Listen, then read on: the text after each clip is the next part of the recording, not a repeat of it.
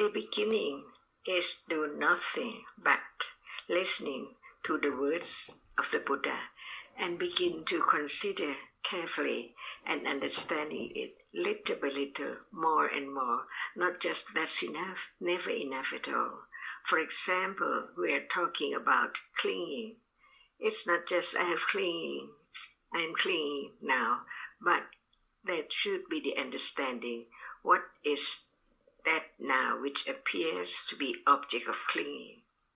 Not just cling to everything in and around, that's not enough, but it has to be understanding the clinging of such object, just one at a time.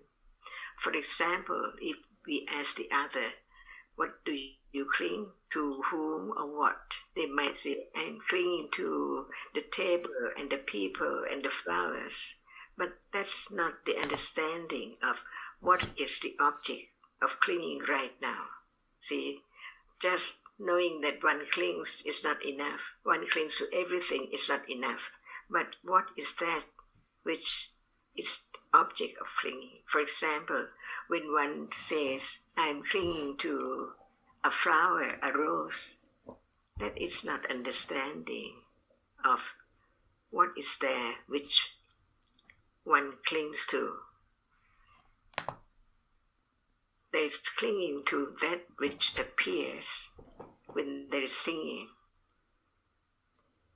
If there is no singing, there cannot be clinging to the idea of I cling to a rose, red rose or whatever. But clinging in reality, clinging clings to that which is not known, its nature as nothing at all. Only it appears only when it's right time to arise by conditions. Only that, just only that, and then gone forever. But at that moment, it's the object of clinging. No person, no rose yet. That's why there should be the understanding clearly about what is that which is the object of clinging. It's not just simply say, I cling to everything now. That's not understanding the object of clinging, so there is still clinging to it, because it does not appear as it is yet.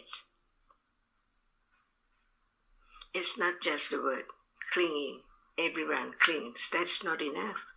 But cling is not self, it's a reality, and it has to arise, and it clings to anything which appears, which is not known as its nature as no thing, nothing at all. Just be there for very, very short moments and then gone, even right now. Whatever seems permanent, it's not permanent. It arises and falls away all the time. That's why listen to the teachings is to begin to understand the truth, the absolute truth of reality, which cannot be taken for anything. Because when there is the idea of something, that is wrong understanding of self, comes from ignorance. That's why the more understanding of the reality as it is, that moment is the moment of letting go. The clinging just very little, because of a little right understanding which develops on and on until the object which is the object of clinging appears so clear as it is, as nothing but that which is only there and fall away instantly, never to arise again. So the understanding is understanding whatever appears now as it is, little by little. No way to do anything, no question what can I do or how can I have more understanding. But at moment of listening, the development of Cetasikas, which arise with a moment of Citta, condition develops from moment to moment to understand the absolute truth, which is no one, no self at all. Otherwise, it's impossible to let go the idea of self or things from eons and eons ago. So it's so natural. if you are going to do something just to have more understanding, that is not the understanding that which appears. So when will there be such understanding of that which is appearing? Because there is the I thinking to do something all the time. The idea of I is very, very strong, stronger and stronger. That is a trick of lopa, attachment. So understanding is that which understands, see? At moment of understanding.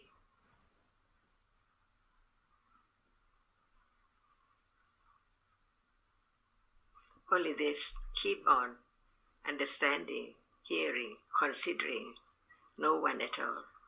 And there can be conditions for clear understanding when time comes, not at will. It shows or indicates the another's firmer and firmer when it's no will, no one at all. The point to the absolute truth is actually the truth is the truth.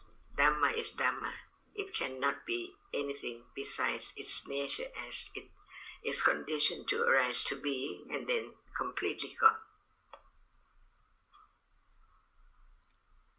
Very natural, just like now. Many things appears to different doorways.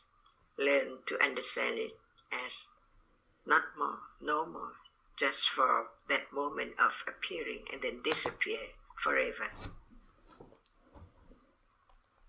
Never to return in samsara. So what we take for I in this life, this name, is so very short because everyone is going to die anytime, even now. See, that is a point to see that there is not I forever.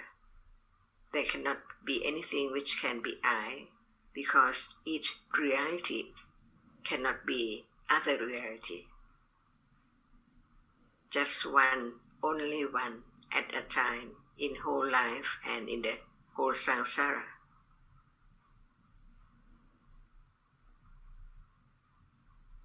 And this is the absolute truth, the Four Noble Truths, the first one. With the second one and the third one, not now, but there can be the understanding of the path leading to it. Very deep, very subtle, no one can do anything, but it now develops little by little.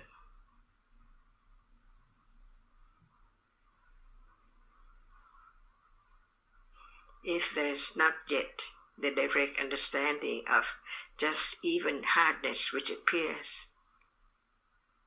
it means that there is no attention, no awareness to the reality which appears as not self, not anything.